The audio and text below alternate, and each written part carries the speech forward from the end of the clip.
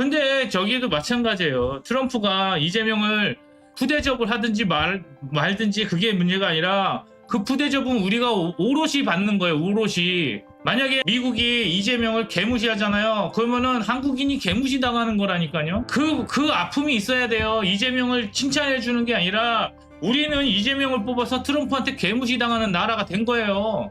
거기에 대해서 좀 정확한 비판이 있어야지. 야, 이재명이 욕먹었으니까 우리가 된 거다. 아니라니까요. 이게 문재인을 욕하면서 우리가 히히덕거릴 게 아니고 우리가 부끄러워해야 되는 일입니다. 우리가 국제사회에 나가서 외국인하고 이야기할 때 저런 모습을 보이면서 저게 한국을 대표하는 인물이라고요. 이게 부끄러운 일이어야 된다고요. 근데 이게 부끄러운 일이 아니라 그냥 야, 좌파는 병신이다 냉소하고 보고만 있으면 안 되는 거죠. 우리는 고민을 해야 되는 겁니다. 어떻게 하면은 대통령의 자질을 저거에서 더 높일 수 있느냐, 그거를 고민을 해야 돼요. 그러면은 우리는 무엇을 고민을 해야 되냐면은 대통령이 적어도 의사소통 능력은 갖고 있어야 되는구나. 적어도 국제에 나가가지고 하다못해 헬로우 하고 안녕하세요 정도는 하고 있어야 되는 거 아니에요.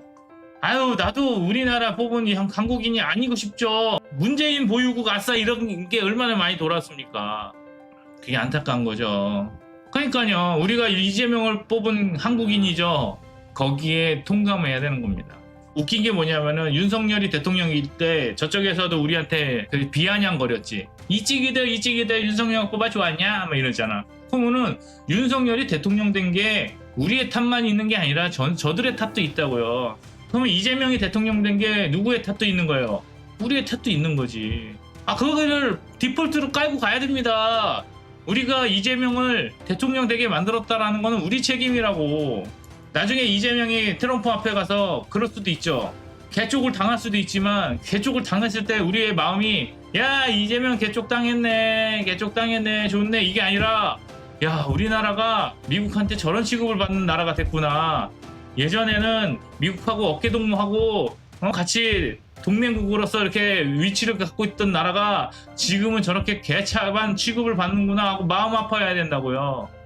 문재인이 중국에 가가지고 혼밥을 했을 때 우리의 마음은 우리나라 위상이 저렇게 떨어졌구나, 우리가 대통령을 잘못 뽑으니까 저렇게 떨어졌구나 하는 탄식이 있었어야 되는데, 야, 문재인 혼밥 먹었댄다, 야, 문재인 혼밥 먹었댄다, 야, 병신 같은 문재인 이러고 다녔잖아요, 우리가.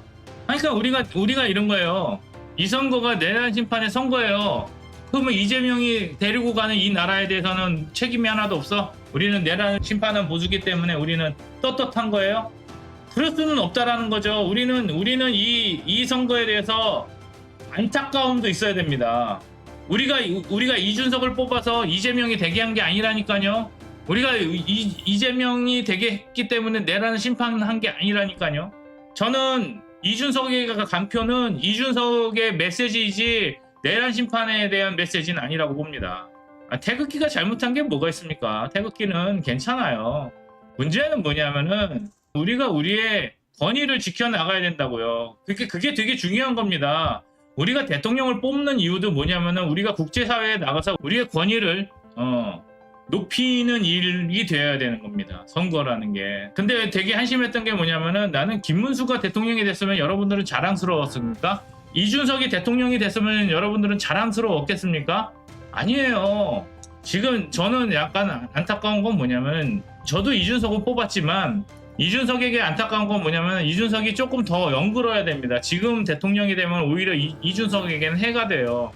저는 한 5년에서 10년 정도 후에 이준석이 대통령으로서의 가능성이 굉장히 많은 사람이라고 저는 봐요. 근데 지금 대통령이 됐어야 되느냐에 대해서는 저는 그거를 얘기하는 게 아니라니까. 그래도 왜 이준석에게 투표를 했냐면은 2030들 젊은 정치인들이 우리나라에서 좀 더 커지길 원해서 개혁신당을 밀어준 거지, 이준석이 지금 당장 대통령이 될 수 있었으면은 저는 안 밀었을 수도 있습니다. 저는 지금의 청년의 표가 필요하다고 생각하고 청년을 지지한 거지 이준석을 대통령으로 만들기 위해서 지지한 건 아니에요. 절대로 제 채널에 들어오서 헷갈리지 말으셔야 되는 게, 저는 사람을 지지하거나 사람을 우상화하지 않습니다. 그리고 사람은 늘 부족한, 불완전한 게 사람이에요. 그래서 늘 장점과 단점이 있죠. 그래도 장점을 보고 메시지를 만들어서 우리가 그들에게 투표를 하는 거죠. 그러니까 이준석이라는 사람이 지금에서 그 정도까지 간 거는 잘한 거지만 저는 지금 대통령이 되는 거는 원하지 않았어요. 왜냐하면은 지금은 5, 60대에서 정말 좋은 사람이 나왔어야 되는 거지. 이준석이 이 정도로 부각이 될 정도라면은 이 나라는 굉장히 답답한 겁니다. 그러니까 이준석이 제대로 된 사람이라면은 그 나머지 사람들은 60세가 되도록 뭐 한 거야. 지금 이준석을 놓고 좋냐 싫으냐 가지고 해봐야 우리한테 답이 없고, 제 말씀을 이해하고 가세요. 더 주장은 하지 마시고. 그냥 이준석이라는 사람은 훌륭한 사람이다. 근데 지금 대통령감은 아니다. 대통령이 되려면 제가 볼 때는 5년에서 10년 정도 연글어야 되고, 분명히 그렇게 될 가능성이 가장 큰 사람이고, 빠르면 5년, 늦으면 10년에는 굉장히 강력한 대선 후보가 될 수 있다 정도로 얘기하는 거지, 그걸 가지고 지금 그 사람이 요번에 됐어야 되는 데를 얘기하지는 않아요, 저는. 왜냐하면은 저번 영상에서도 말씀드렸지만은 어느 정도 결혼도 했어야 된다고, 가정을 이루어야 되고요. 대통령이 가정을 이루지 못한 사람이 행정가가 되면요, 저는 굉장히 문제가 있을 거라고 생각해요. 그럼에도 불구하고 요번에 왜 이준석을 밀어줬냐? 결국엔 청년협표니까. 청년들아, 300만 명이 지지한다. 미래는 너희의 것이다 라는 메시지를 주기 위해서 저는 뽑은 거지, 인물이 아니라, 그렇죠, 사상, 정책, 희망, 장래, 나라에 대한 청사진을 보고 이준석을 찍은 거지, 개혁신당이 그렇게 되기를 원하면서 찍은 거죠. 나는 이준석이 될 것 같았으면은 선거를 안 했을 겁니다. 그러니까 저를 설득시키지는 마세요. 저는 저의 선거를 했고요. 저는 이렇게 선거를 했습니다를 말씀을 드리는 거고, 저는 이준석이 능력이 있다 없다 가지고 여러분들하고 논할 생각은 없어요. 그리고 여기 있는 분들도 이준석을 뽑고 지지했던 이유는 되게 다양하거든요. 그걸로 그냥 끝내셔야 돼요. 그리고 이제 앞으로 봐야 될 거는 어떻게 우리나라 정치가 정리되어야 되냐, 이런 걸로 가야 되는 거지. 너무 사람에 대해서 팬덤으로 가지 않게 바라는 거예요. 그 사람이 지금 가장 좋은 건 맞는데, 그래서 제가 요번에 선거를 그랬잖아요. 그동안은 차악을 뽑는 선거였잖아. 이재명 뽑지 맙시다, 윤석열 뽑지 맙시다의 선거에서 이준석을 뽑읍시다의 선거가 8%가 나왔다는 것은 저는 되게 높게 평가한다니까. 거기에서 내가 이준석을 깎아내린 거 없어요. 여러분들이 거기서 제가 이준석을 더 띄워주기를 바라지 말라고. 난 딱 거기까지라고요. 이준석이 한 거는 뭐냐면은 8.34, 거의 10%에 가까운 사람들이 차선을 선택했다라는 거지. 나는 이준석이 최선이라고 생각하지는 않는다니까요. 차선이라고 생각하지. 그런데 그동안은 뭐였어요? 병신 같은 놈들 중에 덜 병신 뽑았다면은 지금은 그래도 병신 같지 않은 사람 한번 뽑아봅시다라는 메시지가 8%가 올라왔다고. 거기에 만족을 하십시오. 이준석 팬분들은. 제가 거기까지, 거의 이상을 찬양할 수가 없어. 이 채널은요, 누굴 찬양하거나 이렇지 않습니다. 나름대로 보수의 이상향을 이야기하는 거고. 어쨌든 요번에 이준석을 어떻게 처리하느냐도 결국에 국힘이 자멸하냐 못하냐의 문제로 가는 겁니다. 만약에 지금 툴튜버들, 이 쌍놈의 새끼들은 다 어떻게 얘기하냐면은 이준석이 잘못했기 때문에 국민의힘에게 이제 뭐 빌어야 된다, 칼은 우리가 쥐고 있다, 이런 개소리들하고 앉아있는데, 배 보라고. 이준석을 베는 순간 국민의힘은 병신 같은 당이 되는 거예요.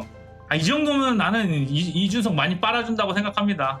이준석이 대권에 나와서 그 의미를 만들었고 그 의미를 뭉쳤다고. 그래서 이 8.34%가 흩어지지 않도록 이준석 신당이 좀 잘했으면 좋겠다, 이게 제 마음이라고요.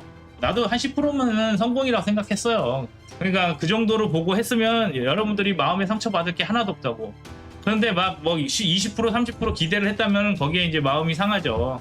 국민의힘은 그 보수의 가치를 찾지 못하는 한 개혁신당이 살아날 가능성이 되게 큽니다. 희망이 되게 좋은 거예요. 그러니까 국민의힘이 병신같이 가는 거에 대해서 속을 타지 마십시오. 그냥 걔네가 잘못하면은 우리에게는 선택지가 하나 더 생긴 거라니까요. 개혁신당과 국민의힘들 중에 더 보수인 사람을 뽑음으로 인해서 우리는 우리의 표의 힘을 분산시키면서 우리가 가고자 하는 방향으로 이끌어갈 수 있다고요. 그래서 우리는 뭘 해줘야 되냐? 더 보수인 사람을 분별해낼 수 있는 힘을 개인이 가져야 된다고. 김문수를 보수라고 하는 수준의 생각을 가지고는 이 나라의 보수 제거는 불가능하다고 봐요. 그러니까 우리가 뭐 해야 되냐? 천천히 공부해야 됩니다. 이준석에 대한 건 더 이상 평가는 안 하겠습니다. 왜냐하면 제가 할 수 있는 최선의 평가는 지난 2번의 방송으로 충분하다 생각하고요. 그렇게 이해해 주시면 좋겠어요. 어쨌든 간에 중도 확장은 안 돼요. 그러니까 이준석도 만약에 개혁신당이라는 당이 중도 확장을 펼치는 당이 됐으면 이번엔 8.3% 못 얻었습니다. 이준석이 나는 보수의 성골입니다가 8%를 얻을 수 있는 가장 좋은 메시지였다고 생각합니다. 저는 토론을 잘해서 이준석의 지지율이 올랐다 생각하지 않아요. 이준석이 더 보수 같았기 때문에 8.3%를 가져간 겁니다.